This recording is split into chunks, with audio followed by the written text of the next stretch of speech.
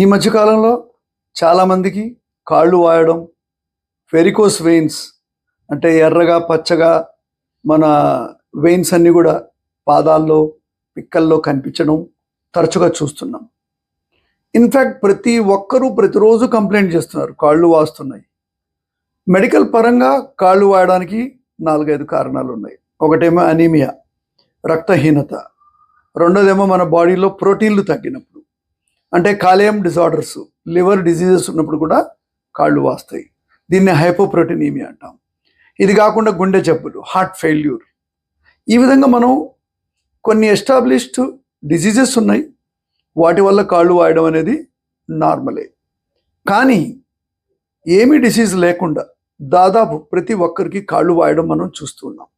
దీనికి రీజన్ ఏంటంటే ఎక్కువ టైం కాళ్ళు భూమిపైన ఉండడం. పాత రోజుల్లో మీరు గుర్తు చేసుకోండి, మేమే చిన్నప్పుడు మంచం ఒక్కటే కూర్చోడానికి పనికొచ్చేది.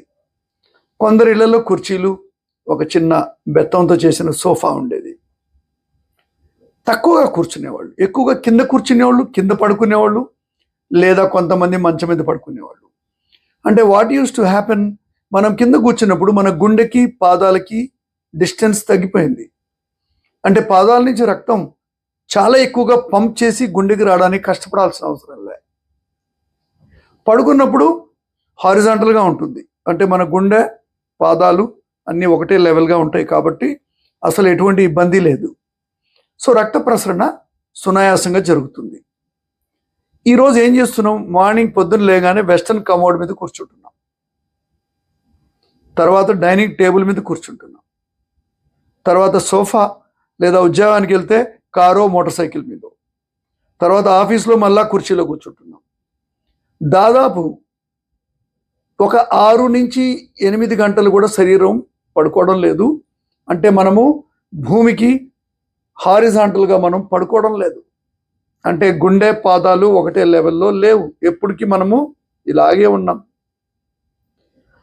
అయితే మన పాదాల్లో ఉండేటువంటి వెయిన్స్, సిరలకి చిన్న చిన్న కవాటాలు, వాల్స్ సరిగా ఉండవు.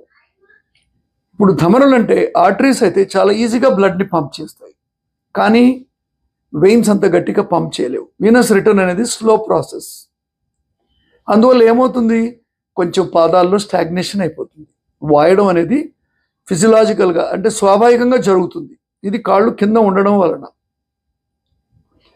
పాదాలు ఎక్కువగా వాసినప్పుడు ఏమవుతుంది, వాటిలో టెన్షన్ పెరిగి చిన్న చిన్న నాడుల ఎండ్స్ ఉంటాయి, నర్వ్ ఎండింగ్స్, ఇవన్నీ కూడా ఇరిటేట్ అవుతాయి.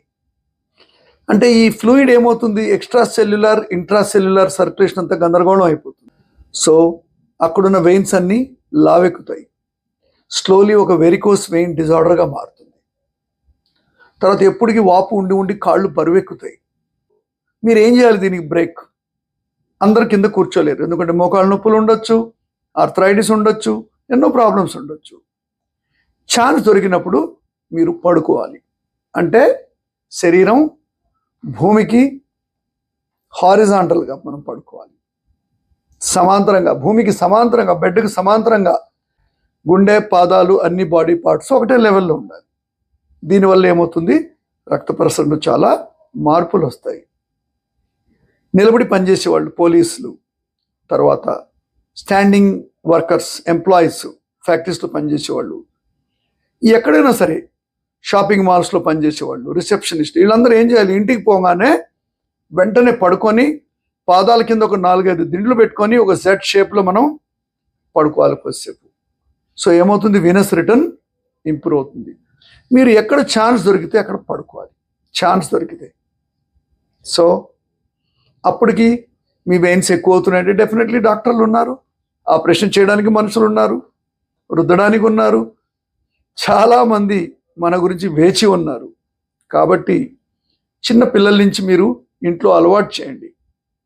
మీరు 1 గంట కూర్చుంటే ఒక 10 నిమిషాలు నడవాలి. నడకలో కూడా రక్త ప్రసరణ పెరుగుతుంది.